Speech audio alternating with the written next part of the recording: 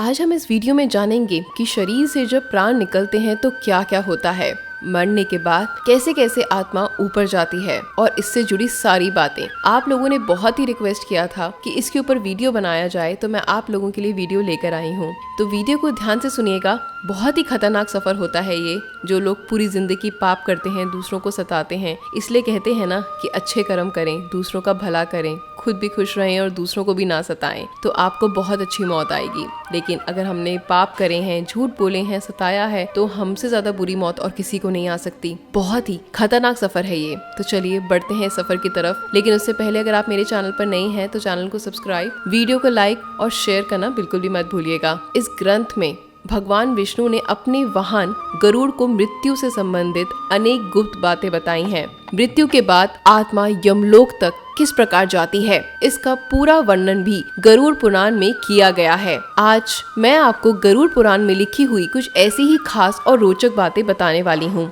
गरुड़ पुराण के अनुसार जिस मनुष्य की मृत्यु होने वाली होती है वह बोलना चाहता है लेकिन बोल नहीं पाता। अंत समय में उसकी सभी इंद्रियां, बोलने, सुनने आदि की शक्ति सब नष्ट हो जाती है। वह हिल डुल भी नहीं पाता। उस समय शरीर से हमारे अंगूठे के बराबर आत्मा निकलती है। यमराज के दूत उस आत्मा को पकड़कर यमलोक ले जाते हैं। उस जीवात्मा को रास्ते में थकने पर भी यमराज के दूत डराते रहते हैं। उसे नर्क में मिलने वाले दुखों के बारे में बार बार बताते रहते हैं। यमदूतों की ऐसी भयानक बातें सुनकर आत्मा जोर जोर से रोने लगती है, किंतु यमदूत उस पर बिल्कुल भी दया नहीं खाते। इसके बाद वे जीवात्मा आग की तरह गर्म हवा तथा गर्म वालू पर भी चल नहीं पाती और भूख प्यास से तड़पती रहती है। तब यमदूत उसकी पीठ पर चाबुक मारते हुए उसे आगे ले जाते हैं। वे जीव जगह जगह गिरती है और बेहोश हो जाती है, फिर उठकर चलने लगती है। इस प्रकार यमदूत जीवात्मा को अंधकार वाले रास्ते में यमलोक ले जाते हैं।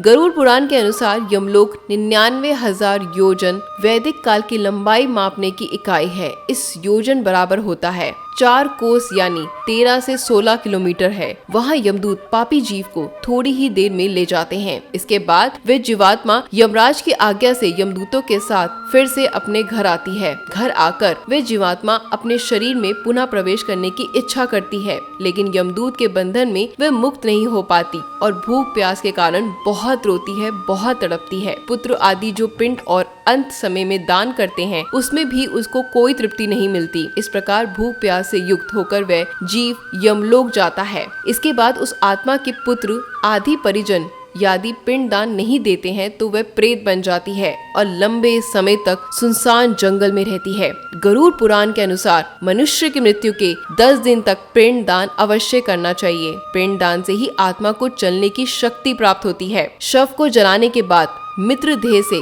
अंगूठे के बराबर का शरीर उत्पन्न होता है। वहीं यमलोक के मार्ग में शुभ अशुभ फल को भोगता है। पहले दिन पिंड दान से मूर्धा सिर, दूसरे दिन से गर्दन और कंधे, तीसरे दिन से हृदय, चौथे दिन से पिंड से पीठ, 5वें दिन से नाभि, छठे और 7वें दिन से कमर और नीचे के भाग, 8वें दिन से पैर, 9वें और 10वें दिन से भूख प्यास आदि उत्पन्न होती है। यमदूतों द्वारा 13वें दिन आत्मा को पकड़ लिया जाता है। इसके बाद वे भूख प्यास से तड़पती हुई यमलोक तक अकेली ही जाती है। यमलोक तक पहुंचने का रास्ता वैतरणी नदी को छोड़कर 86,000 योजन है। 47 दिन लगातार चलकर आत्मा यमलोक पहुंचती है। इस प्रकार मार्ग में 16 पुरियों को पार करके जीव यमराज के पास पहुंच जाता है। तो ये था मरने के बाद का सफर, जो बेहद खतरनाक है।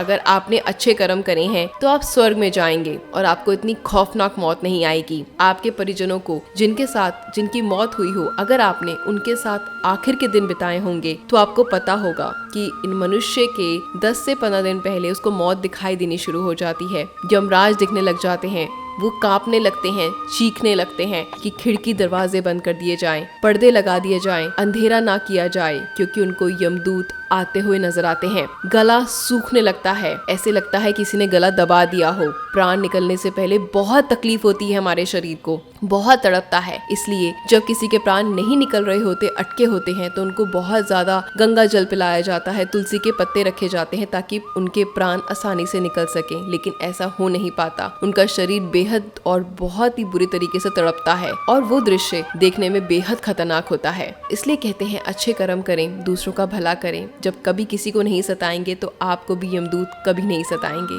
आपको भी अच्छी मौत आएगी। तो आप भी इसको ध्यान में रखते हुए जिंदगी भर अच्छे कर्म करें, दूसरों का भला करें, कभी किसी का बुरा ना करें। अगर भला नहीं कर सकते तो बुरा तो बिल्कुल भी ना करें, क्योंकि वो बुरा अंत में आपके आगे आएगा, यमदूतों के सामने आएगा। अगर आपको मेरा ये वीडियो पसंद आया हो तो इस वीडियो को लाइक करिएगा और ऐसे ही वीडियो देखने के लिए मेरे साथ बने रहिएगा। मिलते हैं अगले वीडियो में। धन्यवाद।